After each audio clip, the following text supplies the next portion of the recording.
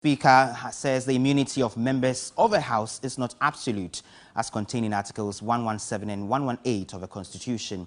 In a statement to members in the wake of the Chief Justice's petition against former Deputy Attorney General questioning the independence of the judiciary, Alban Bagbin says the attempt by members of Parliament to decline court invitations during recess when the House is not in session cannot be tolerated.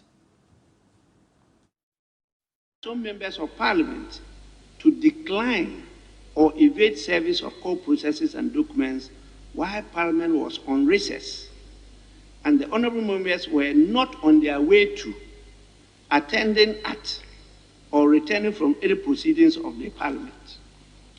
This situation has led to some confrontation with court process servers, while some justices have had to resort to the issuance of substituted service orders to ensure the smooth adjudication of cases before them.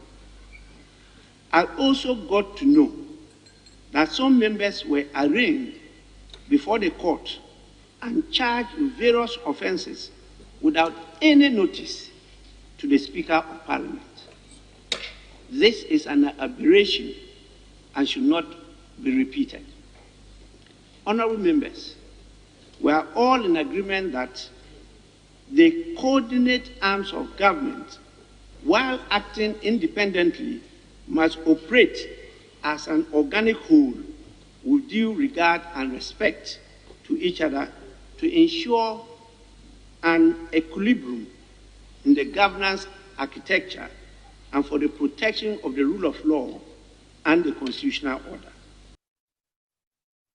Of Parliament, Alban Bagbin. Joining us via Zoom is Executive Director of the Africa Center for Parliamentary Affairs, Dr. Rashid Draman, to discuss this particular matter. Thank you, Dr. Draman, for joining me here.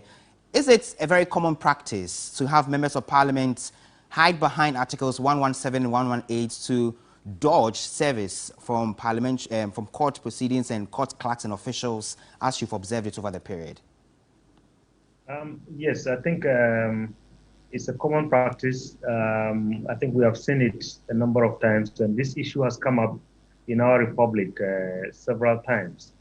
True, members of Parliament have privileges and immunities, but like the Right Honourable Speaker said, I mean, it's not absolute.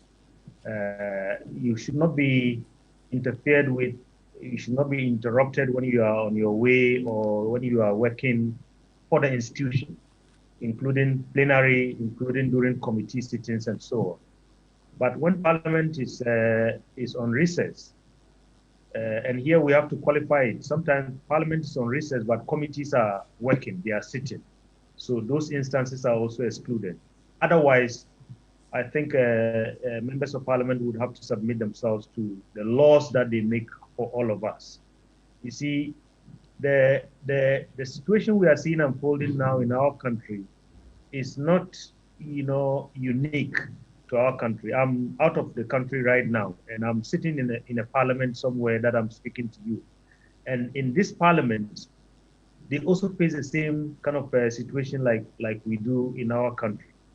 The danger is that, if we begin to look at this in an absolute manner, we might get into a situation one day where maybe people who have criminal records will want to get into Parliament and use Parliament as a shield.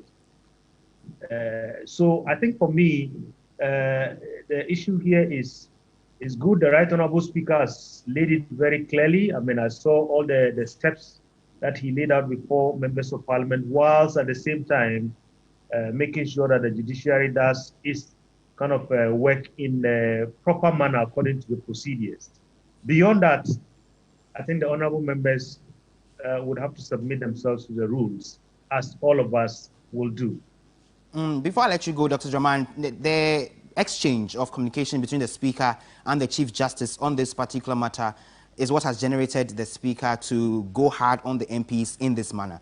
So what form of sanctions, for example, or punitive measures do you expect to be put in place? So if members of Parliament tend to abuse these Articles 117, 118, they could be hauled perhaps before the Privileges Committee or any form of punitive, body to deal with them. Well, I think now there isn't, the Right Honorable Speaker has laid it out clearly. So now if your Parliament is not in session and they pick you up, then you have no defense of Parliament, you have no defense of the Speaker. So I think that's already laid out clearly. Members of Parliament would need to be very careful and would need to be very mindful so that if, Parliament is not in session, they might as well make sure that they submit themselves if they are called upon by the court and they have questions to answer.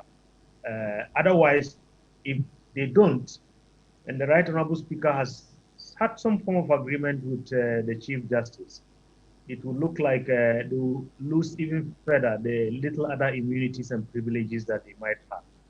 All right, grateful. Dr. Rashid Draman, he is Executive Director of the Africa Center for Parliamentary Affairs there. We appreciate that you made time to speak to us this afternoon here